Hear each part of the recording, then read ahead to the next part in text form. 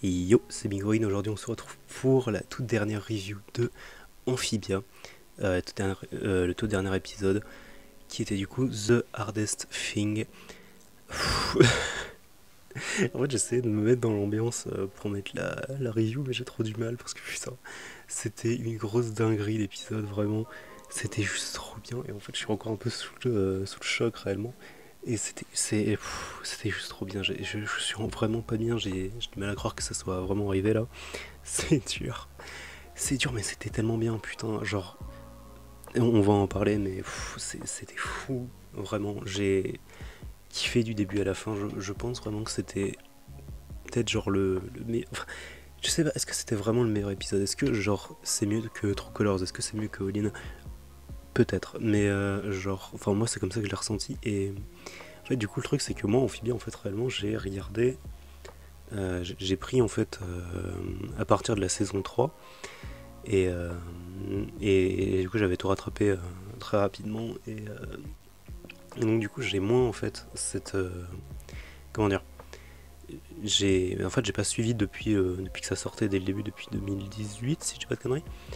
Donc, du coup, forcément, ça m'a peut-être moins affecté quand même que les personnes qui suivaient depuis le début, mais en tout cas, ça m'a quand même beaucoup affecté. C'est la première fois en fait que du coup je suis un dessin animé comme ça et que bah, du coup c'est jusqu'à la fin en fait. Et c'était quelque chose de plus incroyable. Et du coup, je suis déjà mal à la gorge rien de parler là, vraiment. Je suis bloqué à la gorge, c'est affreux. Et du coup, on va en parler. Alors, du coup, The Hardest Thing, c'est un épisode qui, du coup, prend directement juste en parallèle en fait de la fin du dernier épisode, avec la lune qui vient se cracher sur. Qui va pour venir se cracher sur Amphibia. Et en fait, on a le début de ça, en fait, c'est que du coup, on voyait justement le casque de The Core, le noyau, qui du coup prend ses petites pattes, là, une araignée, et ses réacteurs et va sur la Lune. L'active parce qu'apparemment il avait déjà préparé des trucs dessus et donc du coup il active des réacteurs pour aller sur Amphibia. Et du coup tout le monde panique, c'est la galère. Donc ça reprend justement sur ce qu'on avait dans le dernier épisode avec Sprig qui est en mode mais attends c'est moi ou la Lune se rapproche là, qu'est-ce que quoi.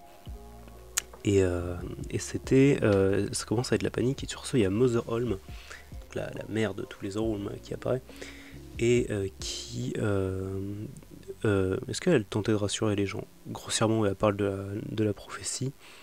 Il y a Marcy, ça la perd un peu parce que du coup, elle avait jamais rencontré Mother Holm. Et en même temps, du coup, elle est en mode quoi, la prophétie, Nali? Et du coup, justement, il y a Mother Holm, pardon, qui parle de la prophétie. Enfin, qui d'ailleurs précise que la prophétie ne parlait pas du fait que les trois héros allaient sauver Amphibia, que la prophétie parlait en fait du fait que grossièrement les héros allaient essayer de sauver Amphibia, ce qui est une grosse différence quand même. Et en gros, ça veut dire que basiquement la prophétie a dit pas s'ils gagnent ou s'ils perdent. Après voilà, c'est la fin d'un dessin animé, donc généralement voilà. Et donc du coup, pendant que tout le monde va dans le château pour aller récupérer, enfin aller au niveau de la boîte, il y a Mother Home qui prend Anne à part et qui lui parle enfin, qui lui parle vite fait et qui notamment fait mention du sort ultime des trois pierres, qui en fait fait référence à du coup si bah, justement si une personne venait utiliser les trois pierres, elle obtiendrait du coup un pouvoir immense, mais elle devra sacrifier sa propre vie. Et c'est ce qui se passera d'ailleurs plus tard dans l'épisode, mais on n'en est pas encore là. Mais Anne est prête à le faire, et c'est beau quelque part, c'est beau qu'elle soit prête à se sacrifier pour un autre monde carrément. On en parlera plus tard, mais bref.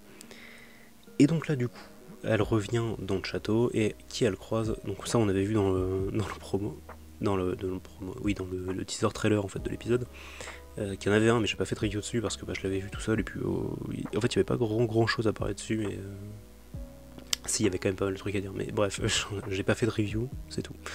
Et du coup, on voit la fameuse dame, alors qui a un nom, mais je l'ai pas, je mettrai probablement à l'écran ici.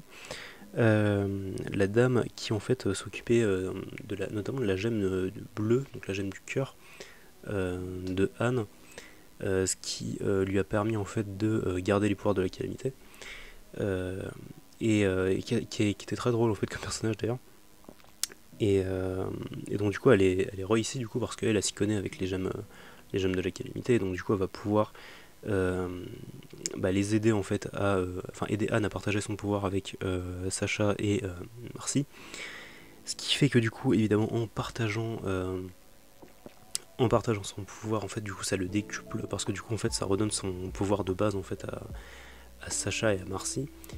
Et du coup il y a Marcy qui explique ça, que genre du coup vu que les trois en fait ont leur pouvoir et elles l'utilisent à l'unisson, du coup elles sont plus puissantes, notamment Sacha peut faire des espèces de lasers et tout, et elle se la pète devant Anne en mode tu savais pas faire ça hein. Et donc du coup effectivement le trio Calamité, et ça c'est fou en fait, on a les trois filles qui utilisent le pouvoir de la Calamité avec des nouvelles formes d'ailleurs, avec donc du coup les formes de la prophétie en fait réellement.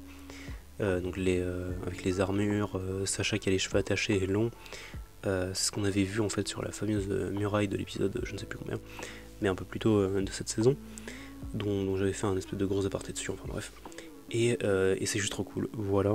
J'aurai des vidéos à faire là-dessus, enfin de mon côté je veux dire, pas sur cette chaîne.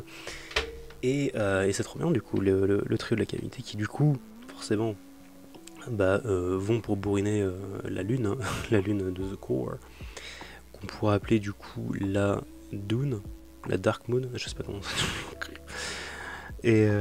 Et du coup, effectivement, il y a la bataille finale qui se lance, qui est complètement incroyable.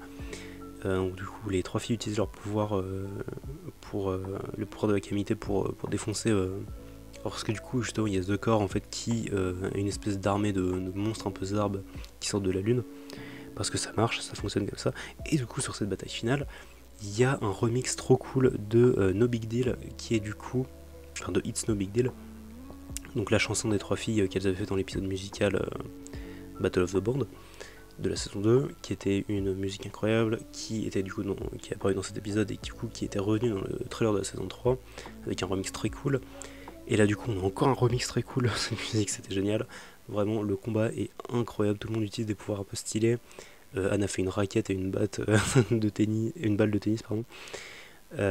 Sacha a fait des grosses attaques, notamment un espèce de truc qui ressemble à un espèce d'oiseau slash phénix machin, et qui est une référence en fait à son truc qu'elle a sur le crâne, son espèce de petite couronne. Et c'est très cool. Et il y a notamment Marcy qui utilise un dé de Donjons et Dragons. C'est très cool. Et tout est bien vraiment dans ce combat, tout est génial. À un moment, il y a un espèce de petit passage où il y a The Core qui essaie de contacter Andreas et qui fait Andreas, aide-nous et tu pourras nous rejoindre, devenir immortel. Et du coup, il y a Andreas qui est en mode alors je suppose que je n'ai pas le choix. Et il y a Graham qui fait non, arrête, qu'est-ce que tu fais? Et du coup, il y a Andreas qui envoie ses robots. Et donc, on se dit oh le bâtard, en fait, c'est un méchant. Et donc, du coup, il y a Marcy qui va pouvoir arrêter les robots, mais en fait, du coup, il y a un vieux caillou d'espace dans l'espace qui lui cogne le pied et du coup, a fait une pirouette à ce gamelle, hein, en somme. Et c'est une référence, du coup, forcément à sa nature un peu maladroite. Qu'on verra d'ailleurs plus tard à la fin de l'épisode, mais c'était rigolo du coup que même dans l'espace elle arrive à se vautrer. Et donc du coup les robots passent, mais les robots viennent en fait aider à repousser la lune. Une fois que tous les monstres en fait sont détruits, du coup il y avait les trois filles qui étaient en train d'essayer de pousser la lune, mais même à trois elles n'y arrivent pas. Donc du coup là il y a les robots d'Andreas qui arrivent et qui arrivent à repousser la lune effectivement, mais du coup là il y a The Core qui est en mode full power dans les réacteurs. Donc du coup en fait là ça ne marche pas, vraiment la lune continue en fait à pénétrer l'atmosphère en fait finalement. Parce que moi en fait au début j'étais là en mode mais attends pourquoi les filles elles sont dans l'espace et il n'y a aucun problème, mais du coup non en fait elles sont dans l'atmosphère.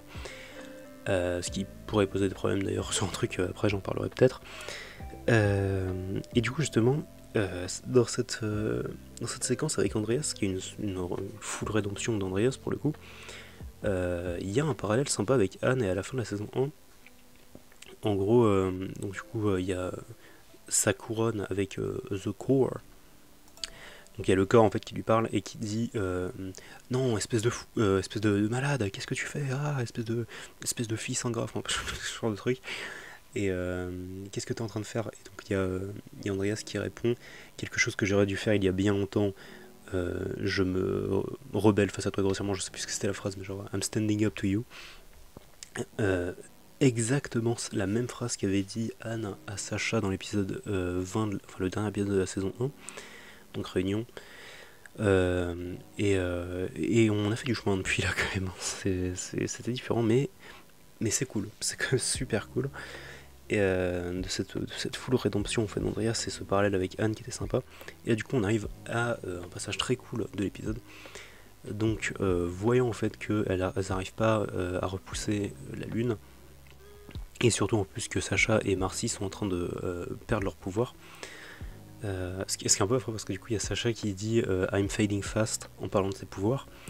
Que ses pouvoirs sont en train de s'enlever parce que du coup elle a pu enfin c'est ce que Marcy dit, elles sont pas habituées elles deux en fait au pouvoir de la calamité, et du coup en fait cette phrase fading fast c'est rigolo parce que du coup c'est ce qu'avait dit Andreas dans l'épisode 2, 3, 4, je sais plus, de la saison 3 en parlant de Marcy. Donc du coup c'était parce qu'en fait ça revenait quand il l'avait planté du coup avec son épée, et il avait dit she's fading fast en parlant du fait qu'elle allait basiquement mourir en fait s'il faisait rien, mais bref, bon ça n'est pas arrivé.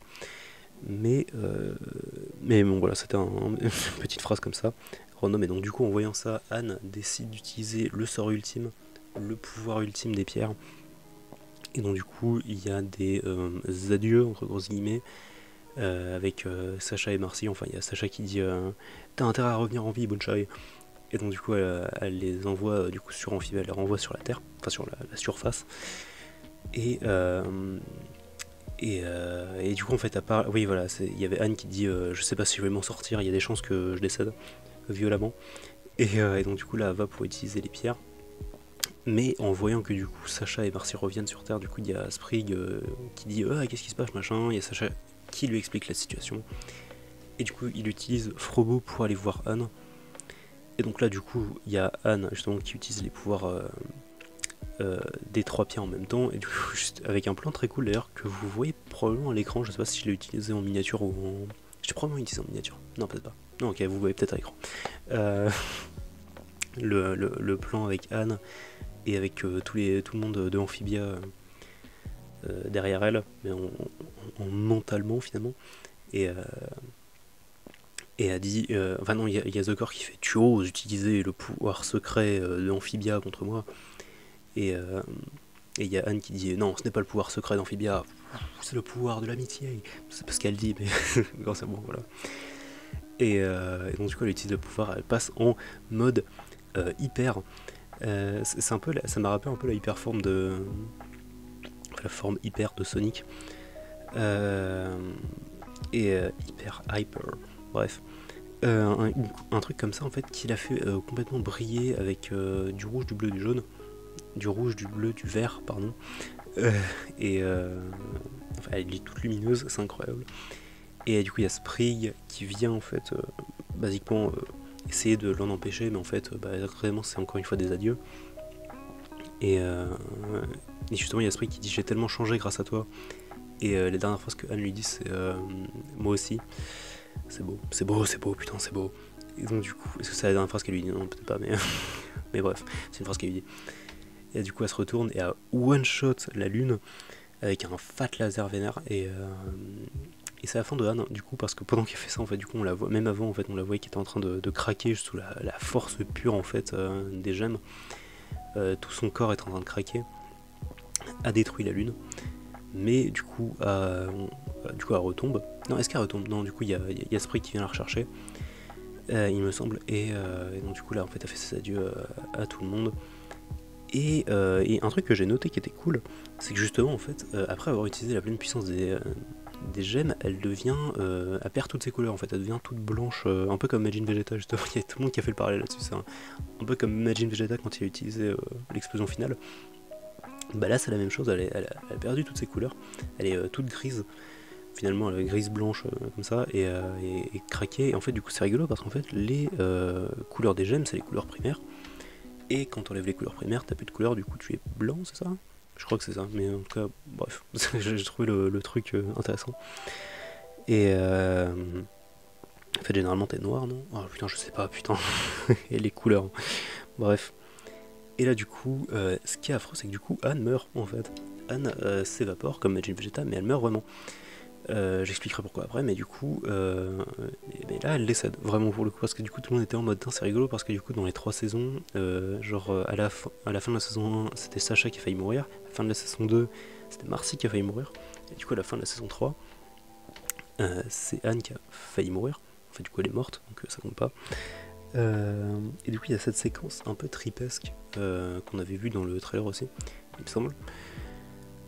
Qui est en 16 neuvième d'ailleurs sur le début, enfin bref, et donc du coup il y a Anne qui peut rentrer en fait dans cette espèce de petite maison, et du coup il y a un espèce d'ordinateur, donc on commence à parler avec quelqu'un qui se fait appeler la divinité des 3 gemmes, et donc on va parler un peu, et en fait au final cette divinité change de forme pour devenir Domino, le chat de Anne, ce qui est rigolo parce que du coup en fait on apprend que c'est juste une forme pour parler à Anne, pour pas qu'elle panique et qu'elle le trouve mignon.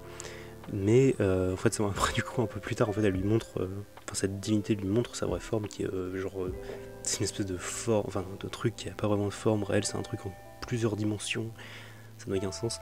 Et du coup Anne, ça l'a fait avec oh n'importe quoi, qu'est-ce que c'est que ça, what the fuck. Et c'est rigolo parce que du coup il y avait un épisode dans la saison 3. Dans la première partie de la saison 3, c'était l'épisode où Anne va chez le dentiste. Et donc du coup elle a cette espèce de truc autour de la tête. Et du coup à un moment elle paniquait, elle était en mode non tu ne comprends pas, Domino est un être surdimensionnel, un dieu omnipotent. Et en fait du coup c'est rigolo parce que du coup il y a vraiment un dieu omnipotent qui a pris la forme de Domino. Enfin bref. Et donc du coup, il y a toute une séquence comme ça où en fait cette divinité lui explique plein de trucs, notamment qu'elle est effectivement morte, mais que en fait la divinité a fait un backup, une sauvegarde en fait du corps de Anne et de ses mémoires, de elle en fait, une sauvegarde de Anne. Et donc du coup elle est là en mode waouh, ok, je sens que je vais avoir des problèmes existentiels là. Parce que du coup en fait effectivement c'était plus la vraie Anne en somme. Enfin c'est toujours la même, mais c'est juste que c'est comme s'ils avaient coupé la timeline en fait, c'est tout un bordel. Et du coup en fait la divinité lui propose en fait de prendre son travail donc de gardien des gemmes, de gardien en somme, enfin plus ou moins. Est-ce que c'était vraiment le gardien? Je sais pas comment l'expliquer, mais bref, la divinité des gemmes lui demande du coup de prendre son taf, mais Anne a pas envie parce que en fait comme elle l'explique, c'est juste une enfant de 13 ans qui a fait quand même pas mal de trucs, mais bref. Et ça revient du coup à l'épisode Return to Amphibia où elle accepte le fait que du coup c'est peut-être juste une enfant de 13 ans, mais ça n'influence pas sur qui elle est réellement. Et donc du coup, grossièrement en fait, Anne elle outsmart un peu le dieu en mode, enfin elle lui fait rendre compte que elle lui fait prendre conscience que c'est peut-être un peu con en fait de donner ses responsabilités à une enfant de 13 ans. Donc c'est ce qui en fait du coup donc la divinité la renvoie sur le monde physique en disant une phrase à peine flippante, hein. La phrase c'était oh, j'ai bien attendu des millions d'années pour aller à la retraite, qu'est-ce que c'est 73 années de plus. Je crois que c'était 73, non c'était 78. Qu'est-ce que c'est 78 années de plus. C'était Anne qui tique, elle est en mode attends, est-ce que t'es en train de dire que dans 78 ans je vais crever? Et du coup elle se refait téléporter. Et cette séquence était drôle quand même. Et donc du coup elle revient sur Amphibia, et donc là elle voit en fait tout le monde qui pleure sa mort, et du coup elle arrive derrière elle, elle est en mode et les gars vous regardez quoi sinon là? Du coup tout le monde est content de la revoir forcément, il y a une petite bague de hop hop. Et tout est bien qui finit bien, finalement voilà, Amphibia est hors de danger. Et c'est basiquement, l'épisode se termine du coup, enfin là c'est la séquence de fin d'épisode du coup. Les adieux qui sont déchirants. Franchement, c'était à ce moment-là que j'ai un peu tiré up, j'ai commencé à avoir des petites larmes qui commençaient à arriver parce que quand même c'est incroyable. En gros, du coup, les gemmes sont réapparues, mais en version plus petite, qui ne permettent du coup qu'un seul voyage entre Amphibia et la Terre. Et donc, du coup, les filles vont s'en servir pour revenir sur Terre, forcément. Et donc forcément il y a les adieux qui sont forcément déchirants pour tout le monde. Ça commence par Marcy qui... faut que j'en parle après de ça, incroyable. Marcy qui dit au revoir du coup à Olivia. Oui, juste Olivia en fait, du coup Yunan et Olivia et Andreas, avec une séquence très incroyable du coup avec Parce qu'en fait, du coup, Amphibia, en fait, pardon, pas Amphibia, Andreas ne savait pas si Marcy allait quand même lui dire au revoir. Et ça se sent parce que du coup, il est choqué quand elle lui dit au revoir et il dit à plus, gamine. Et c'est beau, putain. Quand il a dit comme ça, Kido. Ah putain, c'est adorable. C'est beau, putain, c'est beau. Et je parle de ça. Est-ce que je parle de ça maintenant? Oui. Yulivia canon, Yunan et Olivia canon, incroyable. Je suis refait, je suis extrêmement refait parce que c'était un truc dans mon bingo, j'en parlerai plus tard, juste après. C'était dans mon bingo, je coche un truc encore dans mon bingo, c'est incroyable, putain. Et mais ouais, Olivia, j'étais refait. Franchement, j'étais refait quand parce qu'en fait, du coup, en fait, quelque part, on savait en fait que ça allait arriver. C'est pour ça que je l'avais mis dans mon bingo parce qu'en fait, sur Twitter, il y avait la voix de. Si je dis pas de bêtises, c'était la voix de Yunan, la personne qui fait la voix de Yunan, qui avait répondu à un tweet. Le tweet c'était c'est quoi votre couple préféré dans les dessins animés ou dans la fiction, je sais plus, enfin bref. Et du coup, la voix de Yunan avait répondu je pourrais vous dire le bien dans pas longtemps. Et du coup, voilà. Ouais, c'était cool. Ensuite, il y a les adieux de Graham et de Sacha. Ils sont déchirants, pareil. Vraiment, c'est à ce point-là en fait que j'ai commencé à un peu avoir la larme à l'œil récemment. Récemment, qu'est-ce que je raconte, putain, je parle n'importe comment, bref. Il fait chaud, putain. Et c'est très adorable quand ils se disent au revoir. Parce que du coup, au début, ils sont en mode, ils sont très sérieux, au final, ils finissent par pleurer quand même. Après, du coup, forcément, après, il y a Anne qui dit ses adieux au plantaire. Je vais pas pouvoir en parler beaucoup parce que ça, c'était vraiment très dur. Vraiment, elle dit au revoir à Polly en disant que c'était sa petite sœur, la petite sœur qu'elle n'a jamais eue. Enfin, qu'elle ne pensait jamais avoir besoin. Je sais pas comment. Je sais pas, la traduction est précise, mais bref. Ça a dit au revoir à Pop, a dit au revoir à Sprig. Avec le dernier, du coup, le Sriyono. Spran Against the World. Je sais même plus du coup ce que c'est en français. Faudrait que je remette en français, mais c'est pas sur Disney Plus la putain de série. Ça m'énerve de ouf. Enfin bref, et du coup ça se termine là-dessus, du coup à fond. C'est ouf du coup en fait, parce que du coup quand avant pour passer le portail, elles font une révérence. Ce que j'ai trouvé très cool, parce que c'est à la fois en fait une sorte de révérence pour leur dire au revoir en fait à Amphibia, mais en même temps une révérence pardon, à nous en tant que viewer. Parce que le dessin animé est fini et j'ai trouvé cette petite touche vraiment agréable. Voilà. Et donc du coup après le portail, il y a un dernier petit câlin entre Sprig et Anne et elles finissent par passer le portail. Et c'est beau. Et donc du coup après il y a on voit juste les habitants d'Amphibia qui disent et maintenant qu'est-ce qu'on fait? On reconstruit le monde et on le fait mieux. Et c'est beau et ça s'arrête là-dessus. Et du coup, en plus, là, je crois qu'il y avait une pause pub, probablement. Et là, du coup, on voit ce qui se passe en Amphibia. Il y a un espèce de petit timeskip qui doit pas être là depuis enfin, qui doit pas. Ça doit pas être un très gros timeskip. En gros, ça doit être genre quelques semaines ou quoi. On voit du coup les habitants d'Amphibia, qu'est-ce qu'ils font. Que, genre, il y a Andreas qui est devenu. Est-ce que c'est quelques semaines? Non, ça doit être plus en fait, maintenant que je pense. Enfin, il y a Andreas qui est devenu une sorte de fermier en fait et qui a récupéré le marteau de Barrel et du coup je crois qu'il a dû récupérer un truc de Leaf aussi, mais je l'ai pas. Ça devait être un espèce de petit sticker rigolo. Enfin bref. Ou Artwood du coup qui a pas trop bougé d'ailleurs il me semble. C'était rigolo, il y avait ça on voit après, mais il y a Loggle qui a perdu tous ses muscles parce qu'il a raté un jour, enfin il a pris un cheat day. C'était rigolo. Il y a ça, mais évidemment, on voit du coup. Il y a Wally qui sort d'un bâtiment, et après, du coup, il se cogne contre quelqu'un, et cette personne, c'est Polly. Polly qui a incroyablement grandi, du coup. Qui est maintenant, du coup, comme Sprig, en fait, l'était dans la série, en fait, mais avec plus de cheveux. Et comme dans certains fanarts qu'on avait vu, en fait, elle a une salopette. Une salopette de. Enfin, c'est une salopette, non, mais c'est un truc de. Que tu vois les garagistes qu'ils ont, forcément, parce que du coup elle est mécano, forcément.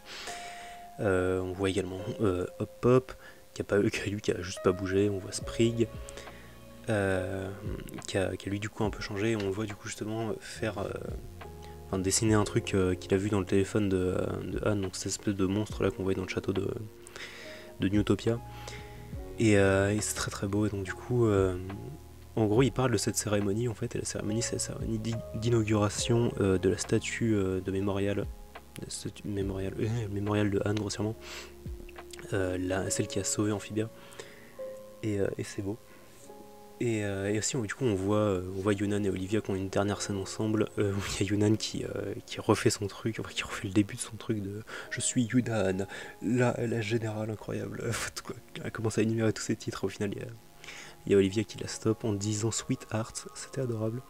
Et on voit aussi, au fond, du coup, il y a l'escargot des Plantaires et l'oiseau de Marcy, qui ont des noms, mais je les ai oubliés. Je crois qu'il y en a l'escargot, c'est Bessie, il me semble, enfin bref. Et qui ont du coup un enfant ensemble, je sais pas comment ça fonctionne mais ça marche, et c'est adorable. Et il me semble que du coup c'était tout pour les nouveautés à Amphibia. Ça se termine du coup sur le mémorial de Anne, et du coup ensuite, là j'étais pas prêt pour ça, ça revient sur Terre, il y a marqué un timeskip avec 10 ans plus tard, énorme, donc du coup là les filles ont 23 ans, ou 25 ça dépend, mais on va dire 23. Et donc du coup, on arrive à un aéroport, et en fait du coup il y a grossièrement Sacha en fait qui venait récupérer Marcy, parce que du coup Marcy avait vraiment déménagé pour le coup, et c'était la fin qu'on s'attendait hein, pour le coup.